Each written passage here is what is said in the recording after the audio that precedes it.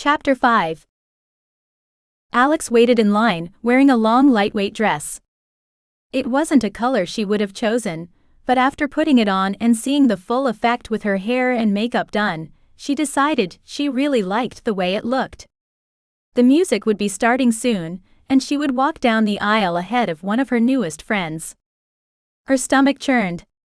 Closing her eyes, she took a deep breath and forced herself to relax. It wasn't like it was her wedding day, there was no reason to be so nervous. The music started. Alex relaxed her shoulders and opened her eyes.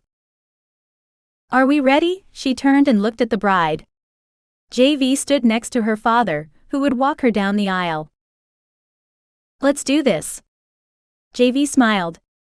She looked amazing in her gown, with her hair down around her face and shoulders. Alex turned around, squared her shoulders and took the first step. One foot in front of the other, she slowly made her way down the aisle toward where the shaku waited, JV's brother standing by his side. She had a hard time pulling her eyes away from him.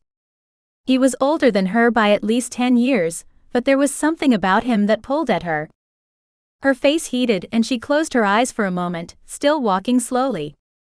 Reaching the end of the aisle, she stepped into her place to one side of the dais across from him, turned and waited. The music changed and everyone stood. JV started down the aisle, her arm looped through her father's. Step pause, step pause.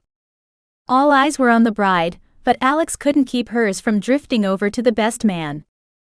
He was too old for her and she knew it, but somehow he kept slipping into her dreams.